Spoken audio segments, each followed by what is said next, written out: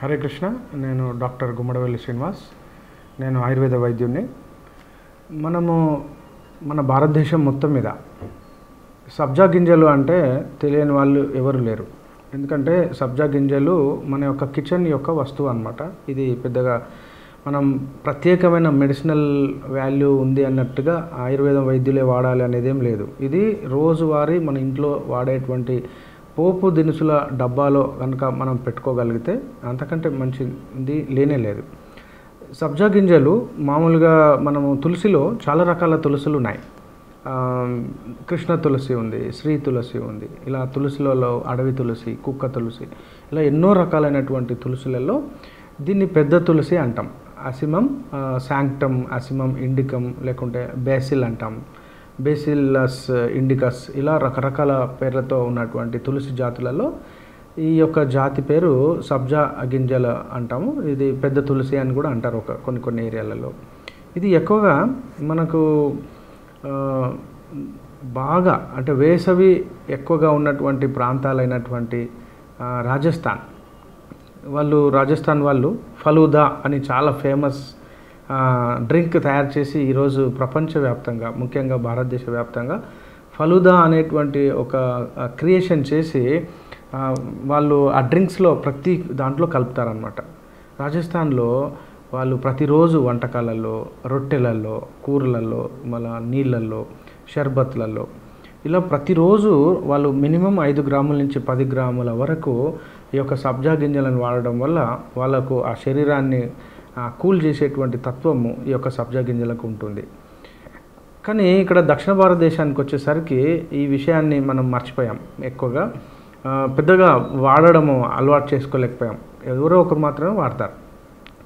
సబ్జా గింజలు మనం కనుక రెగ్యులర్గా ఈ యొక్క వేసవి కాలంలో కనుక చిన్న పిల్లల నుంచి పెద్దవాళ్ళ వరకు మనం వాడగలిగితే ఈ యొక్క వేసవి నుంచి వచ్చేటువంటి తాపాన్ని, వేసవి నుంచి వచ్చేటువంటి వడదెబ్బను, వేసవి నుంచి వచ్చేటువంటి ఖనిజ లవణాలకు సంబంధించినటువంటి తక్కువ జరుగుతుందన్నమాట. ఓసారి సడన్గా మినరల్స్ లాస్ కావడము, డిహైడ్రేషన్కి వెళ్ళడం, వడదెబ్బ అంటే ఫెయింట్ అయి పడిపోవడము, బీపీ ఫాల్ అయిపోయి పడిపోవడం, కళ్ళు తిరిగినట్టు అనిపించడము, కళ్ళు బయర్లు కమ్మడం, ఇవన్నీ మెయిన్ పొటాషియం తగ్గడం వల్ల జరుగుతుంది అన్నమాట. ఈ సబ్జా గింజలలో ప్రధానంగా మీరు చూస్తూ ఉంటారు, నల్లగా ఉంటాయి. చూడ్డానికి నల్లటి గింజలు చాలా కలుపు మొక్కలాగా అసలు పెరుగుతుంది.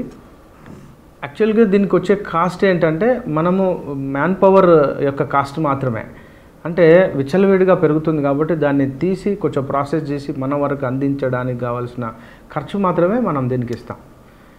ఇవి నల్లగా ఉన్నప్పటికీ మనం చూడొచ్చు, ఈ నీళ్ళల్లో వేస్తే తెల్లగా ఉబ్బిపోయినట్టుగా కనబడతాయి కదా. ఈ యొక్క తెల్లగా ఉబ్బినటువంటి దాన్ని కొలాజన్ అంటాం. ఇది ప్రోటీన్తో తయారైంది. ఎవరైతే మోకాళ్ళు కనుక అరిగిపోయిన వాళ్ళు, మోకాలు చిప్పలు అరిగిపోయినా అంటాం కదా, గుజ్జు తగ్గిపోయింది, మోకాళ్ళ గుజ్జు తగ్గిపోయింది, కాండ్రైంటిన్ అంటే ఈ యొక్క మోకాలు యొక్క పొరలు అరిగిపోయినాయి అని చెప్తారు కదా, వాళ్లకు ఇది చాలా శ్రేష్టంగా మోకాల నొప్పులను తగ్గించడానికి కూడా వాడచ్చు. ముఖ్యంగా పొటాషియం డెఫిషియన్సీ జరిగినప్పుడు ఈ ఎండాకాలంలో చిన్నపిల్లల నుంచి పెద్దవాళ్ళ వరకు కూడా ఈ పొటాషియం రీప్లేస్మెంట్ ఇమ్మీడియట్లీ జరగాలంటే మనము సబ్జా గింజలను తీసుకోవచ్చు.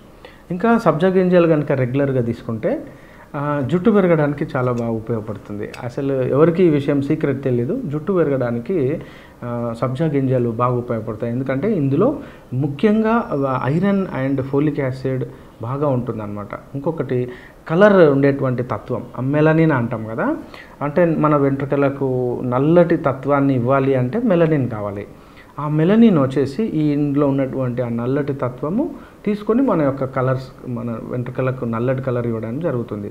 అంటే ఎవరైనా చిన్నపిల్లలలో తొందరగా వెంట్రుకలు తెల్లబడినటువంటి పిల్లల్ని కనుక మనం అబ్జర్వ్ చేసి వాళ్ళకు కనుక ఈ యొక్క తులసి గింజల్ని రెగ్యులర్గా, అంటే సబ్జా గింజల్ని రెగ్యులర్గా కనుక ఇస్తే మనము ఈ యొక్క అప్పటిదప్పుడు వచ్చినటువంటి మినరల్స్, విటమిన్స్ లోపం వల్ల వచ్చినటువంటి ఆ తెల్ల వెంట్రుకలను మళ్ళీ నల్లగా చేసుకోవచ్చు. దీని యొక్క డోసేజ్ లేదండి, అప్లై చేసుకోవడం కాదు, తాగాలి. తాగాలి. డైరెక్ట్ ఒక స్పూన్ మార్నింగ్, ఒక స్పూన్ ఈవినింగ్. చిన్న పిల్లల వరకు అంటే జస్ట్ ఒక 2-3 ఇయర్స్ పిల్లల నుంచి వాళ్ళకి ఐస్ క్రీమ్లో కలిపియడం కావచ్చు, వాళ్ళు ఏదైనా షర్బత్ లాగా ఐస్ క్రీమ్లో కూడా ఇవ్వచ్చు. అట్లా నేను ఐస్ క్రీమ్ తినమని చెప్పట్లేదు, కానీ ఐస్ క్రీమ్ వాడు ఎలా తింటాడో ఇవ్వాలి అంతే, కడుపులోకి వెళ్ళాలి. అంటే వాళ్ళకు చక్కెర వేసి ఇవ్వచ్చు, బెల్లం వేసి ఇవ్వచ్చు, తేనెలో కలిపియచ్చు, లేకుంటే డ్రింక్లో కలిపియచ్చు, నీళ్ళలో కలిపియచ్చు, పానీయంలో, పాయసంలో, వంటలో అంటే ఏదైనా కర్రీ చేసినాక ఏదైనా లిక్విడ్లో. మొత్తానికైతే ఉగ్గు తినిపించేటప్పుడు కూడా మనం దీన్ని నీళ్ళలో నానబెట్టి కొంచెం 2 స్పూన్లు కనుక కలిపిస్తే ఈ ఎండాకాలంలో వాళ్ళకు డిహైడ్రేషన్ బాధ తప్పుతుంది. పొటాషియం లోపం వల్ల కండరాల యొక్క శక్తి తగ్గిపోవడం తొందరగా మీరు అబ్జర్వ్ చేయండి. ఎండలో కనుక ఎవరైనా మనం బయటికి పోయినప్పుడు వెంటనే వచ్చి పడిపోతారు, కొంచెం నీరసం అయిపోతుంది. వడదెబ్బ తగిలినాక 2-3 రోజుల వరకు కోలుకోరు, ఎందుకంటే అప్పుడు పొటాషియం డెఫిషియన్సీ వస్తుంది. సో పొటాషియం రిప్లేస్మెంట్కు ఇది బెస్ట్ చాయిస్ ఈజ్ ద సబ్జా గింజలు. ఇది ఎంత డోస్ తిన్నా పెద్దగా ఏం కాదు. ఇంకొకటి ఏంటంటే ఎవరైతే మలబద్ధకం ఉందో ఇందులో ఉండే ఫైబర్, ఆ కొల్లాజన్ అని చెప్పాం కదా, అది ఏం చేస్తుందంటే అంటే బద్ధకాన్ని నివారిస్తుంది, అంటే విరేచనాన్ని సాఫ్ట్గా చేస్తుంది. మార్నింగ్ ఒక స్పూన్ అంటే 5 గ్రాములు, మధ్యాహ్నం ఒక 5 గ్రాములు, సాయంత్రం 5 గ్రాములు, ఇలా ఇట్లాని కాదు. ఇది ఎప్పటికీ తీసుకోవచ్చు, రోజు తీసుకోవచ్చు, 3 కాలాల పాటు, ఎండాకాలము మరియు చలికాలము, వర్షాకాలం తీసుకోవచ్చు. కానీ ఎండాకాలం తీసుకుంటే ఇంకా సర్వశ్రేష్టం అన్నమాట.